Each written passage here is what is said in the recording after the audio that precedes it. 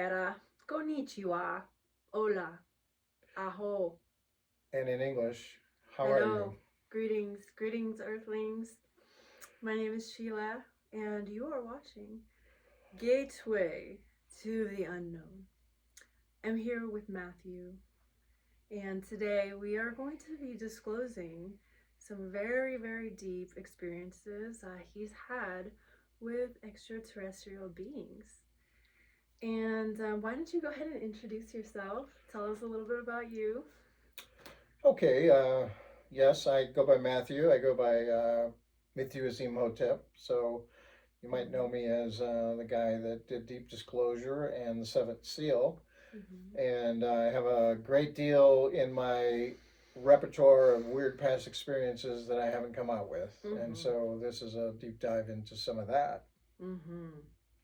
Beautiful. We are so excited to get into everything you have to say here tonight. Mhm. So we're just gonna dive straight into it. Okay, All I'm right. ready.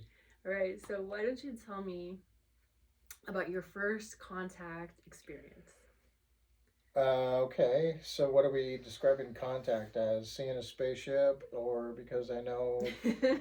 Well, okay, before we get into that, why don't you go ahead and give the audience a little debriefing on what each type of first, second, third, fourth, and fifth contact is all Right, about? okay, because then, the whole industry changed it to experiencer. So Mm-hmm. I think we're going to do that too. We're going to look at some of what it's been called, and then we're going to add to those definitions to be Right. more up to speed in the current times of what is going on with Yes. extraterrestrial involvement, shall we say. Yes. So back in the day, kind of from a close encounter film and all that standpoint, they had contact first to the fifth kind, right? Mm-hmm. And the first kind was like if you were close to a spaceship, 150 yards, Mm-hmm. because 157 didn't count. Mm-hmm. And the second kind was if it left an indent on the ground or a scorch mark. So you saw it and you were close enough and it left some evidence that it was there. And the Right. third kind was that you were involved. You were in it. You were Mm. like next to an ET. Mm-hmm. So you were next to them, but you weren't touching them, or you Right, were no contact, no communication, just in their vicinity. yep, Okay. So that's inside of number the three. spaceship, So that's close encounter of the third kind. inside the spaceship. And Okay. And how well, about they didn't delineate mm-hmm. near the ET or just in the ship. Mm-hmm. Okay, Mm-hmm. we'll have to look at those details, but we're going to redefine them Mm-hmm. anyway. Mm-hmm. Now, the fourth kind is that they've touched you in some way. Okay. They tested you, they probed you, Mm-hmm. Extracted from you. they've touched you in some way. Okay. The fifth kind is that you've had some communication with them, that Mm-hmm. you have uh, telepathic or some meaningful dialogue, Right. communication. Right. And so these are kind of more 3D definitions that don't exactly reference, for example, if there was like an etheric probe that wasn't physical, or there was telepathic communication, those multidimensional possibilities aren't really acknowledged in this particular system of close encounters.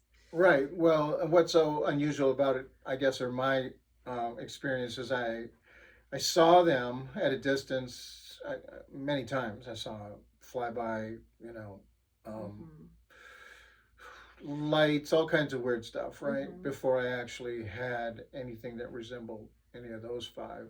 But Mm-hmm. the very first for me was Mm-hmm. communication. Mm-hmm. Right. Um, Okay. And was that telepathic? yep.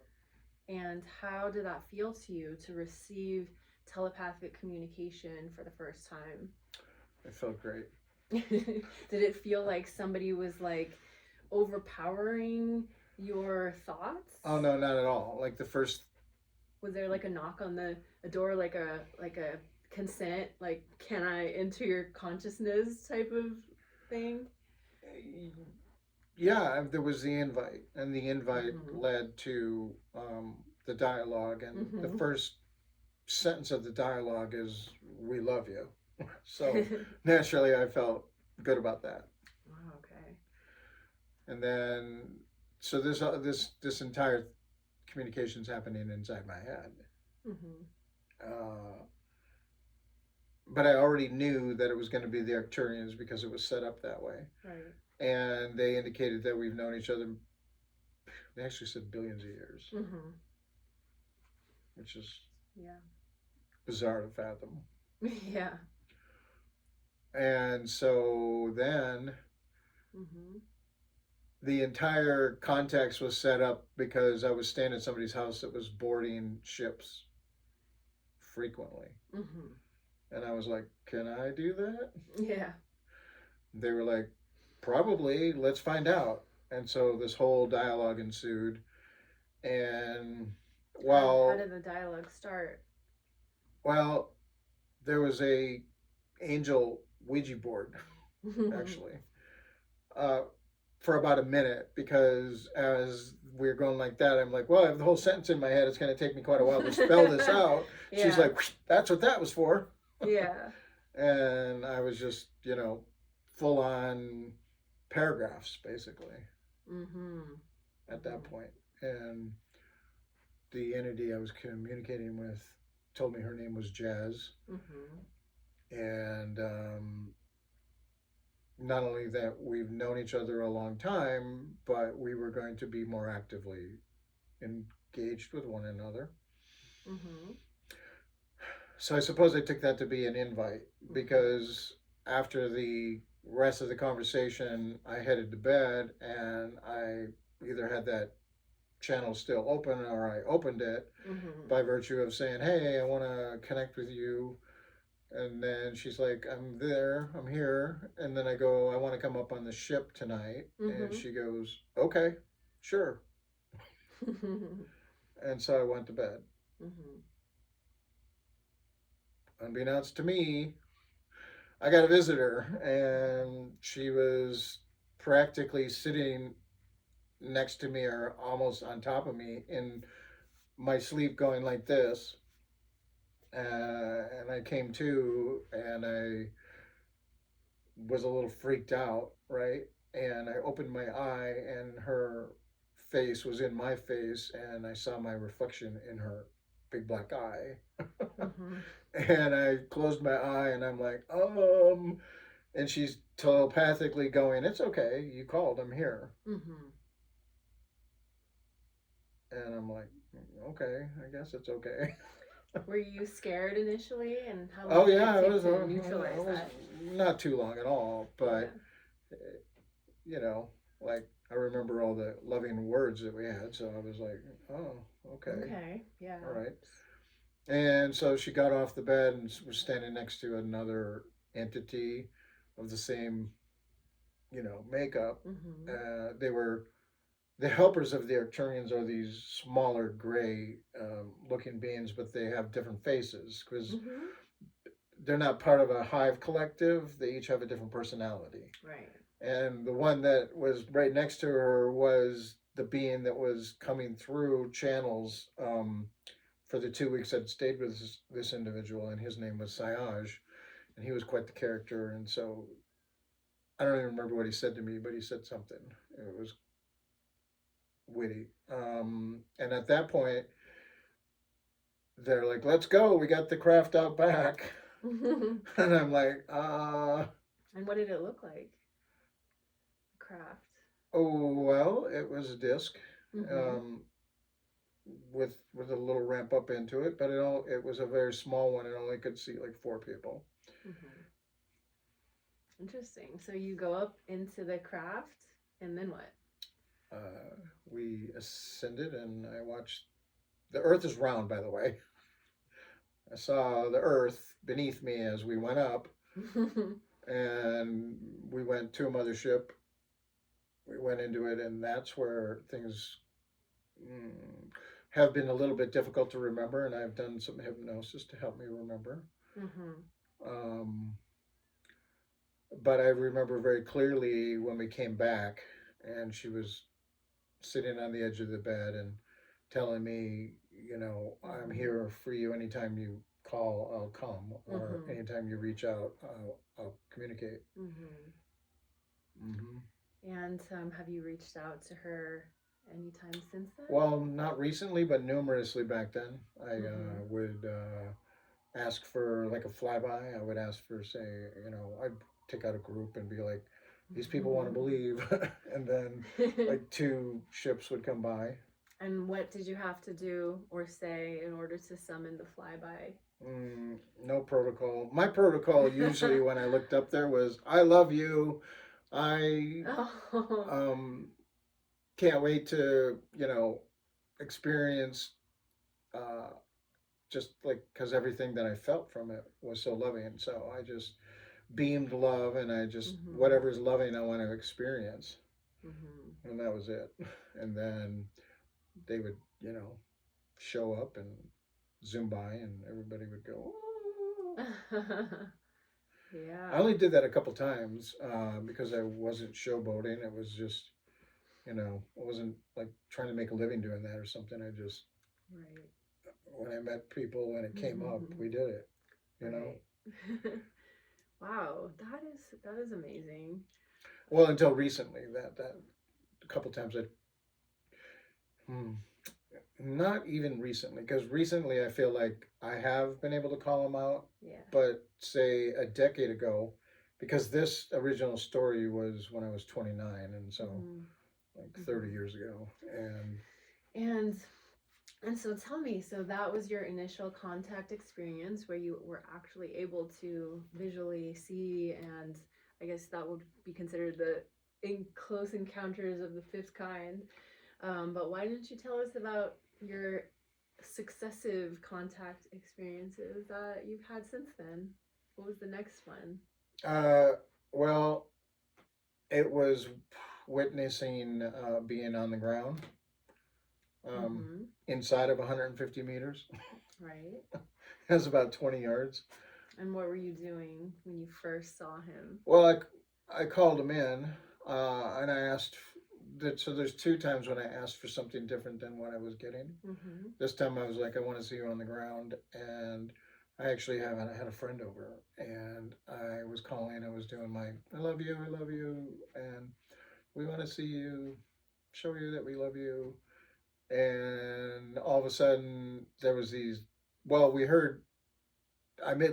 I moved to the middle of nowhere after this other experience. They asked me to be more accessible for Mm-hmm. contact, and Mm-hmm. so I did. I was driving 90 miles one way to work so that I could have more contact. Right. And I it was the first time that I stayed out there at this place that I arranged, and I had a friend with me. Mm-hmm. And so we were walking through the woods, and I was doing my love protocol, and we kept hearing noises, and we're like, "Is that them over there? You know, like what is that?" Like, and when we had gotten back to the road, there were these flashing lights that weren't there before, Mm-hmm. green and blue and a little yellow, and so we ran up this road to go see it, and there was nothing there. And then we're like, oh, they're messing with us. Mm-hmm. And so we walked back down this, it was a hill road, Mm-hmm. and down to my place. And when we came around, it was kind of a hitchback, came around the last hitch, there was an ET Arcturian standing next to my place, Mm. leaning against a tree. And what did he look like?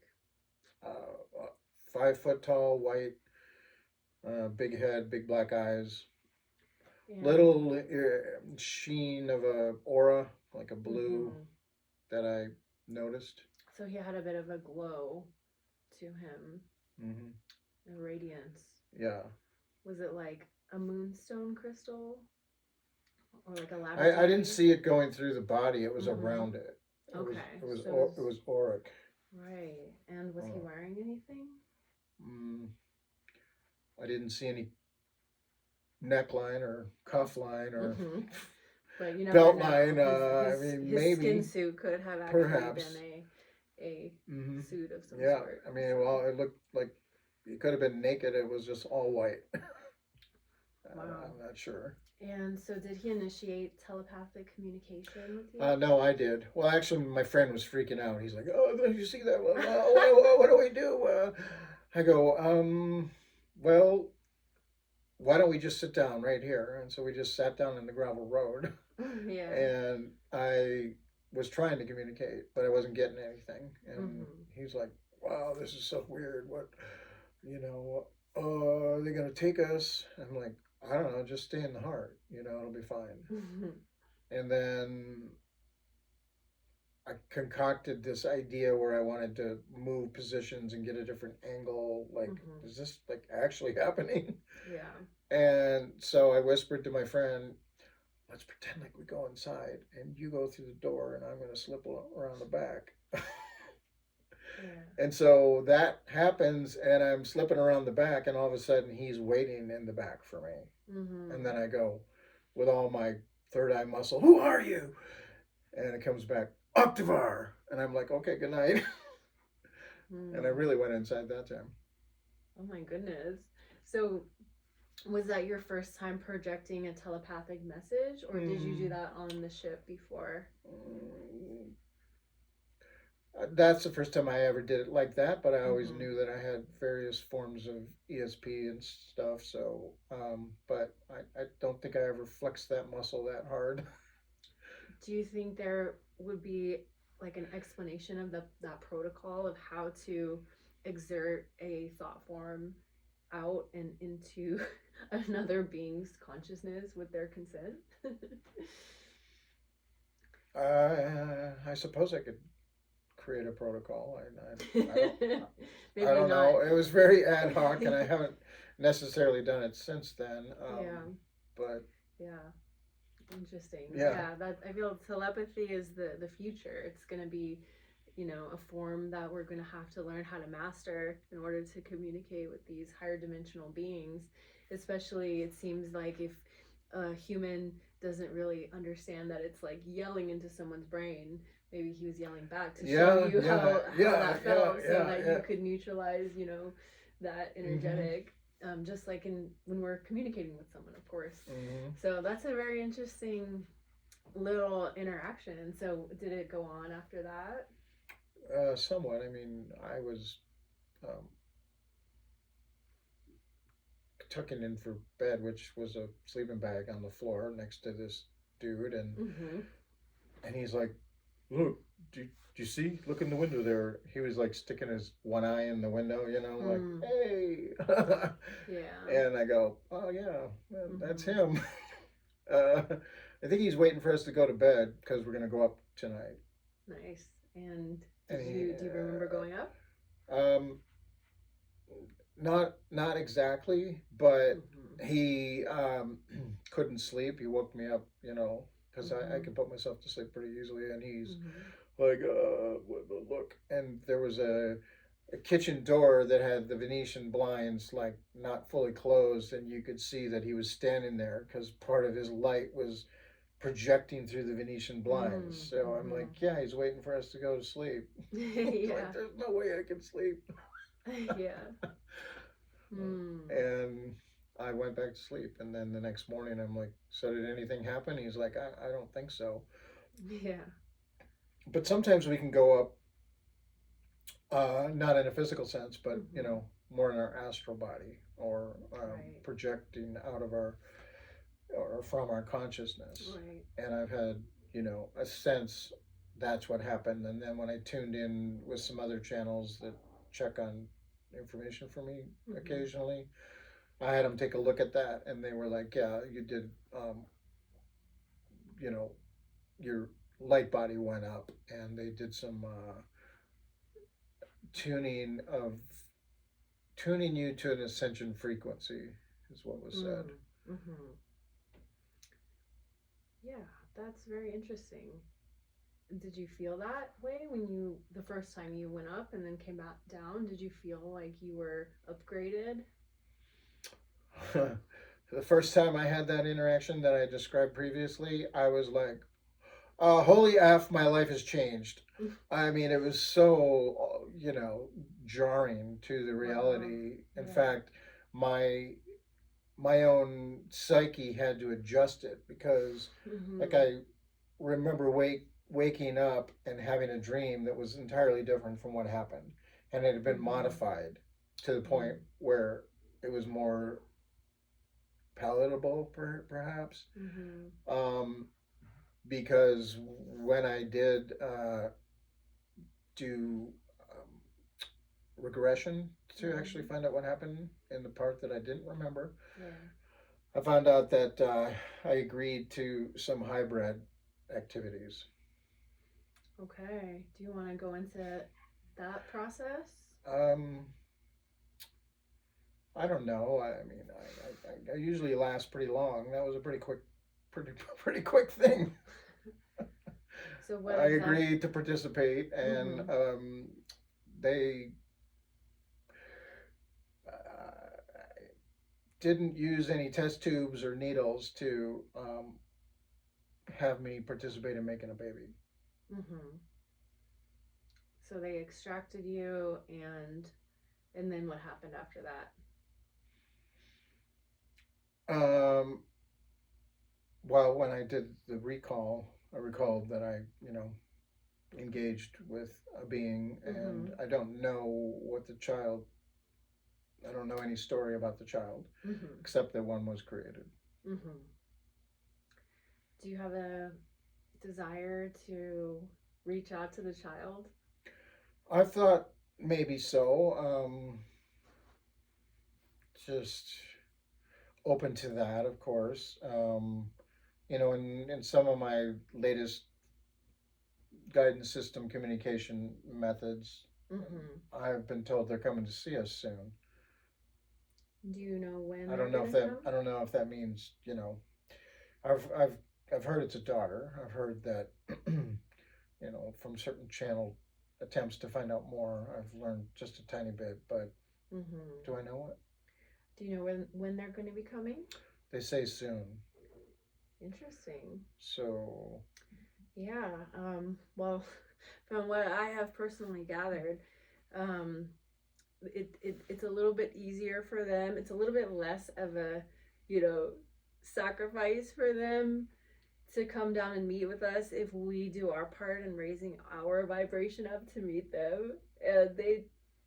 I have received, intuitive guidance that the best way as humans that we could possibly make this jump is through our diet, and specifically through the process and the art of fasting. mm, um, and that is definitely something that anytime I have been on a fast, I have been able to have much more clear communication to my higher self. so you're And elevating consciousness and yes, mm-hmm. because your body's becoming less dense, and it's basically in any given moment when we are eating normally, a majority of our energy is being used on our digestive system. It's an enormous amount of energy used just to like push food through the system. Mm-hmm. And so if all that energy is clear, and then we become able to use that energy for,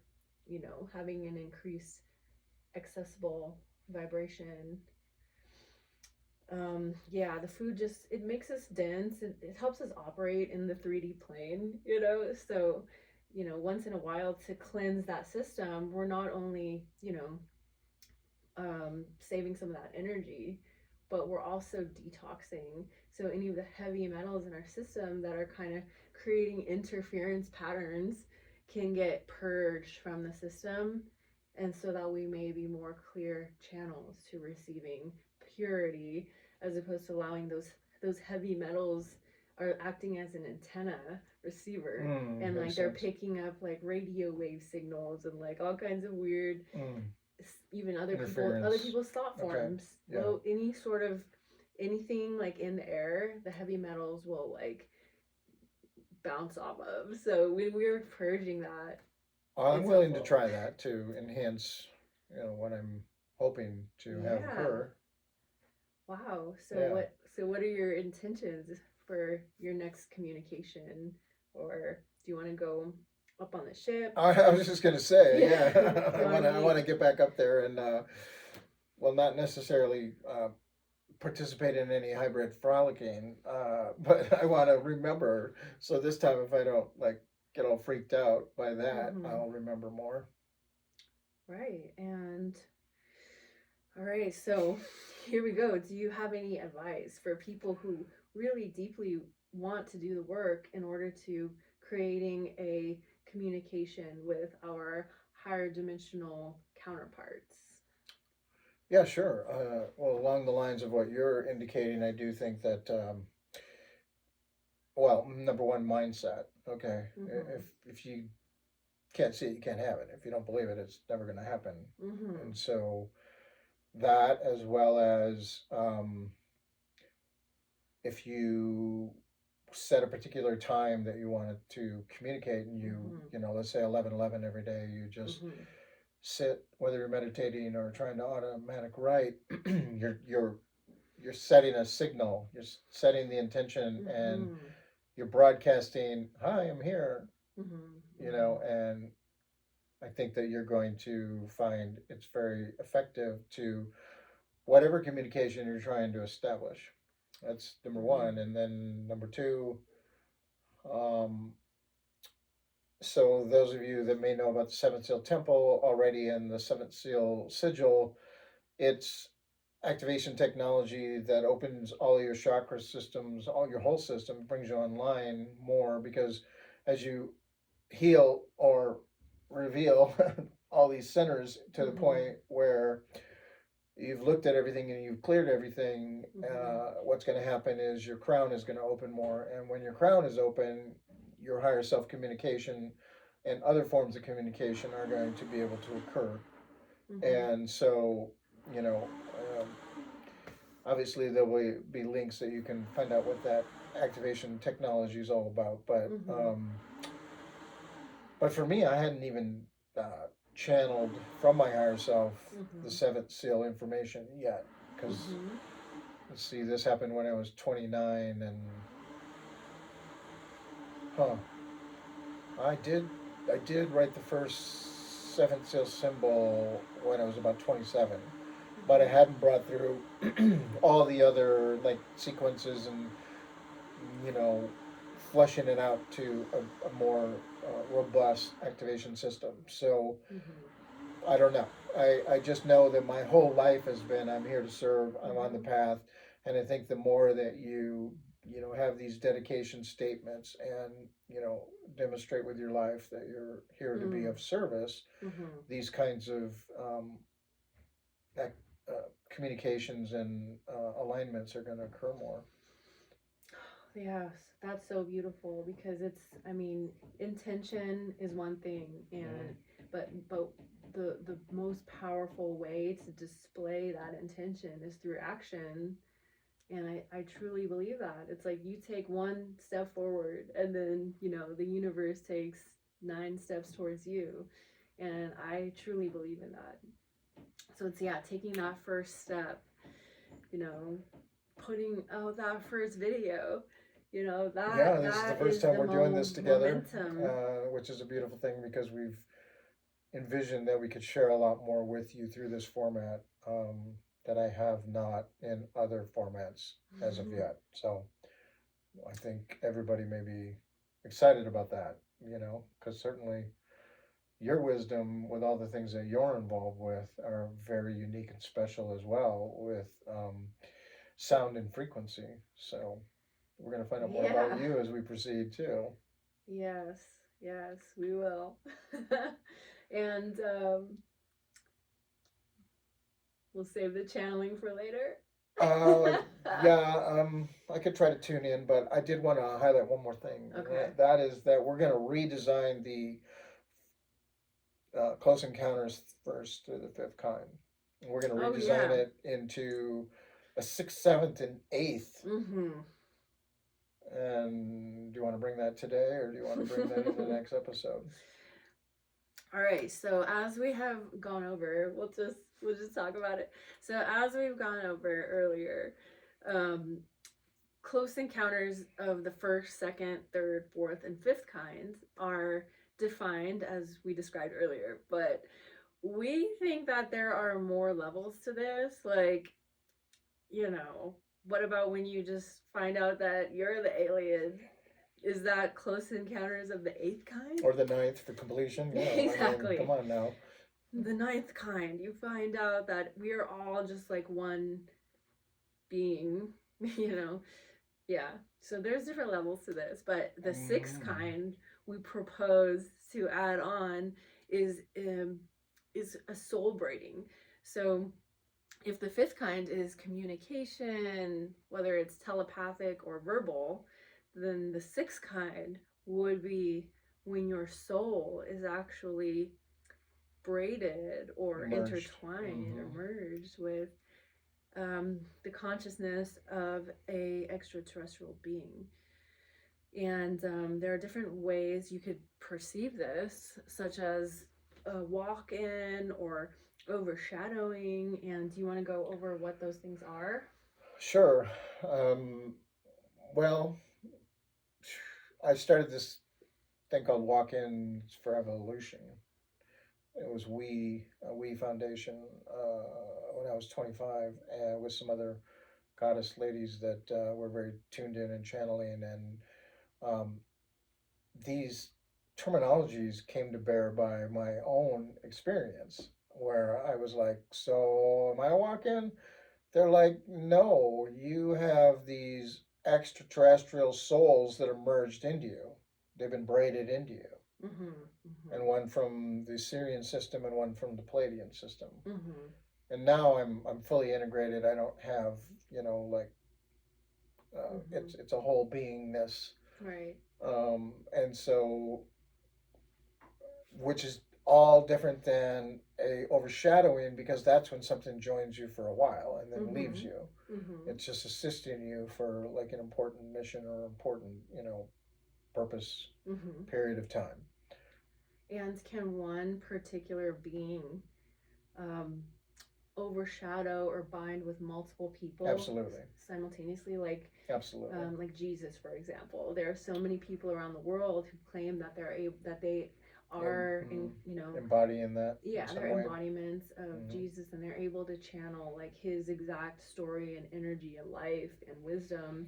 So how That's does one. that That's work? one. Sure, certainly. And then there's another perception to contemplate. Mm-hmm. So, if in the beginning there was, let's say, the mother, and she was lonely, therefore she created 12 fathers to have some fun with, and then those children, which actually are the Elohim, this is where your twin flame concept comes, Mm-hmm. whereby you have now um, 12 child emanations of these divine, conscious beings outpicturing. And then those beings said, hey, let's experiment and separate in order to experience this polarity Mm-hmm. of, you know, male and female, because everything's a polarity, Mm-hmm. mind, heart, left, right, electric, magnetic, all of that. And Mm-hmm. so these became the creator beings, and those went out and made everything, all Mm-hmm. universes, all races, and then they imbued themselves into it to experience it. Mm-hmm. And so you could wake up more and more and more to your higher self and higher selves, all the way back to this creator being. And then everything that creator being experienced Mm-hmm. would be in your, perception, Mm-hmm. review, Right. mental, whatever, Mm-hmm. um, memory. Mm-hmm. And I've done some of that. So I'm sort of speaking from a Mm-hmm. place of, understanding that it is that multifaceted. And so you could have been a Cleopatra or something, and the next person may also have been a Cleopatra, because these original souls bifurcated themselves into many souls. Mm-hmm. And so we're just all kind of duplicates running around. There Yeah. is no single one twin flame. Oh my God, you're the one. Yeah. And are individual humans specifically, through some kind of like galactic ancestry, are they entwined with these certain energies like Cleopatra or Tesla, or could literally anybody tap into that energy? Well, there's that too. I think that you can, look, the soul and the mind are capable of anything. So Mm-hmm. you could project yourself into a memory as well, I think. Mm-hmm. especially with the help of, you know, some psychedelics or something. But um, do you have any experience to lend to that? Um, I I have never, felt that, embodiment and connection to like, some archetypal Hmm. energetic. I have never experienced that And then how that I much of it is a remember. matrix where you literally can download that memory if you need it?